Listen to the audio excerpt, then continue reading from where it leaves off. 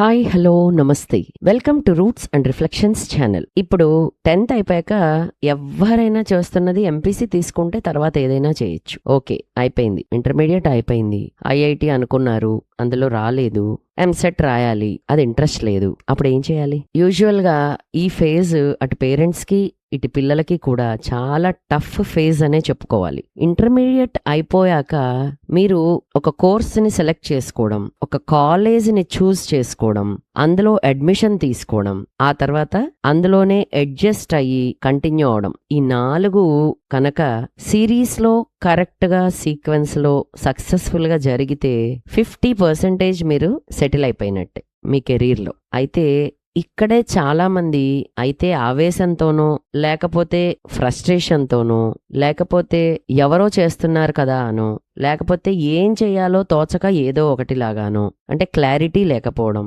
Confusions ఎక్కువ అవడం, ఏ BTech చేసినా సాఫ్ట్వేర్కి వెళ్ళిపోవడం, అసలు బీటెక్ మాత్రమే కోర్సు లాగా ఫీల్ అవ్వడం, ఇలాంటివి చాలా చాలా రీజన్స్ ఉన్నాయి. ఓకే, వాటన్నిటి గురించి ఇప్పుడు డిస్కస్ చెయ్యొద్దు, కానీ అట్లీస్ట్ ఇప్పుడు మీరు ఒక 2-3 రోజులు ప్రశాంతంగా ఇటు పిల్లలు అటు పేరెంట్స్ కూర్చుని ఆలోచించి ఒక ప్రాపర్ స్టెప్ వేస్తే ఫ్యూచర్ చాలా బాగుంటుంది అని నేను నమ్ముతాను. దానికి ఏం చేయాలి? ఎప్పుడూ కూడా ఆలోచనలని వేగ్గా ఈ నిమిషానికి ఇది పొద్దున ఇది అనిపించింది, సాయంత్రం ఇది అనిపించింది, ఈ మధ్యలో మా ఫ్రెండ్ ఒకటి చెప్పారు, ఆఫీస్లో కొలీగ్ వాళ్ళు ఇలా చేశారు, రిలేటివ్స్ లో ఎవరో ఇది చేసి సక్సెస్ అయ్యారు, లాంటి చాలా చాలా థాట్స్ వస్తాయి. అలా కాకుండా బెటర్ మీ థాట్స్ అని ఒక పేపర్ మీద పెట్టండి. అలాగే మీ పిల్లల్ని కూడా పెట్టమనండి. ఓకే, ఇంటర్మీడియట్ అయిపోయింది, ఇంటర్మీడియట్ ముందర ఆలోచించక ఎంపీసీ తీసేసుకున్నారు, కానీ ఫర్దర్ గా ఎంపీసీలో కంటిన్యూ అవ్వాలని లేదు, లేదా బైపీసీ తీసుకున్నారు, నీట్లో సీట్ రాలేదు, ఇప్పుడు ఏం కోర్స్ చేయాలో తెలియట్లేదు, లేదా ఎంఈసీ తీసుకున్నారు, వాట్ ఎవర్ ఇట్ ఈస్, ఒక చిన్న మిస్ మ్యాచ్ జరిగింది, ఇప్పుడు దాన్ని ఎలా కరెక్ట్ చేసుకోవాలి అంటే అట్లీస్ట్ మీకు +2 అయిపోయే టైంకి మీ స్ట్రెంగ్త్ ఏంటి, మీ వీక్నెస్ ఏంటి, ఎందులో అయితే మీరు ఫోకస్డ్ గా ఇంట్రెస్ట్ గా వేరే వాళ్ళ పుష్ లేకుండా పని చేయగలరు అన్నది మీకు ఒక ఐడియా వచ్చి ఉంటుంది. పిల్లలకి చెప్తున్నాను, పిల్లలు మీరే ఒకవేళ రాకపోతే కూర్చుని ఆలోచించండి.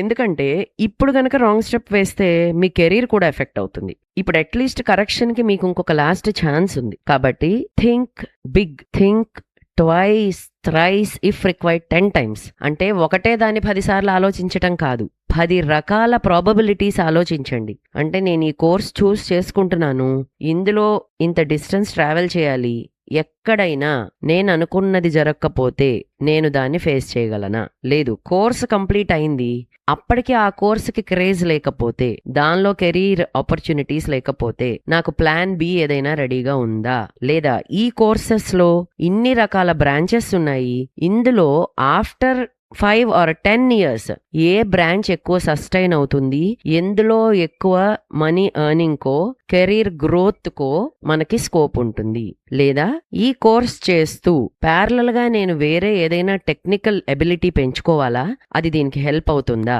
ఇవన్నీ కాకపోతే చేసే కోర్సులో నేను ఎంత మాక్సిమం నాలెడ్జ్ గెయిన్ చేసుకుంటే నాకు డిమాండ్ ఉంటుంది. It's not about which course you do, it's all about how you do it and how you present yourself and how you master it. దాన్ని బట్టి మీ ఫ్యూచరో, మీ కెరీరో, మీ డిమాండో క్రియేట్ అవుతుంది, మీ ఫ్యూచర్ డిసైడ్ అవుతుంది and me career set అవుతుంది. దయచేసి parents పిల్లలు కూడా ఈ perspective లో ఆలోచించండి. రెండోది, బ్లైండ్ గా ఒకటే చూస్ చేసుకోవద్దు. ఒక 2-3 ఆప్షన్స్ సెలెక్ట్ చేసుకుని వాటి కింద వాటి స్కోప్ ఎంత, ఎక్కడెక్కడ మనకి అనుకున్నది జరగకుండా మన థాట్ ప్రాసెస్ రాంగ్ అయ్యే ప్రాబబిలిటీ ఉంది, అండ్ మనం అనుకున్న వేలో వెళ్ళలేకపోతే నెక్స్ట్ ఏముంది, ఎలా మనం మళ్ళీ టర్న్ తీసుకునో లేకపోతే రీరూట్ చేసుకునో మన జర్నీని కంటిన్యూ చేయొచ్చు. మన అకాడమిక్ ఇయర్సో, అకాడమిక్ పర్ఫార్మెన్సో, లేకపోతే కెరీరో ఎఫెక్ట్ అవ్వకుండా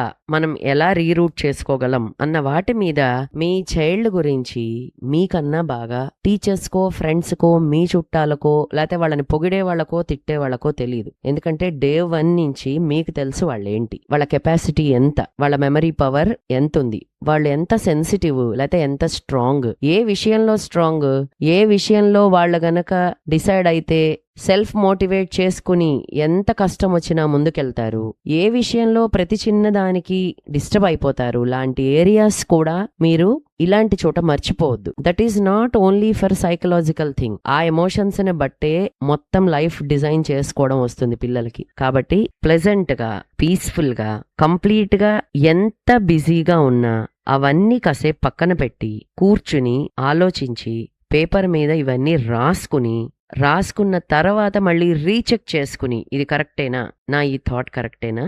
రెండోది, మన ఎడ్యుకేషన్ వేరు, నాలెడ్జ్ వేరు, లైఫ్ లో మన ఫ్యూచర్ ని మనం ఎలా విజువలైజ్ చేసుకుంటున్నాము అన్నది వేరు. ఎగ్జాంపుల్, కొంతమందికి లగ్జూరియస్ లైఫ్ స్టైల్ అంటే కార్లు, ఇళ్ళు, వాళ్ళ కింద సర్వెంట్స్, ఇలాంటివి విజువలైజ్ చేసుకుంటే వాళ్ళు చాలా హ్యాపీగా ఉంటారు. కొంతమంది అసలు సోషల్ మూమెంట్ లేకుండా వాళ్ళు ఒంటరిగా అందరినీ, అంటే ఎక్కువ పబ్లిక్ లో వాళ్ళు కనపడకుండా బ్యాక్ ఎండ్ లో ఉండి ఫ్రంట్ లో ఉన్న వాళ్ళని లీడ్ చేయడానికి ఇష్టపడతారు. కొంతమంది money is not that much priority, name and fame కావాలనుకుంటారు. ఆటోమేటిక్ గా ఇవన్నీ ఒకదాని తర్వాత ఒకటి వస్తాయి. బట్ ఆ వచ్చే లైన్ లో ఏది ముందు ఏది తర్వాత అన్నది మారుతుంది. బట్ వాళ్ళ ప్రయారిటీస్ ని బట్టి. కొంతమంది సర్వీస్ ఓరియంటెడ్ లైఫ్ స్టైల్ ని ఇష్టపడతారు. కొంతమందికి తక్కువ శ్రమ పడితే ఎక్కువ మనీ రావాలి. కొంతమంది స్మార్ట్ వర్క్ ని ఇష్టపడతారు, కొంతమంది హార్డ్ వర్క్ ని ఇష్టపడతారు. సో ఇవన్నీ కూడా కన్సిడర్ చేయాల్సిన అవసరం చాలా ఉంది.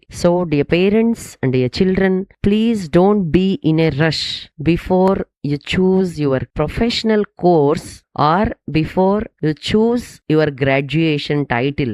Think number of times, feel relaxed and go ahead. Nobody can stop you if you once decide to be successful. All the very best. Thank you. Please like, share, subscribe and visit Life with Symphony channel also.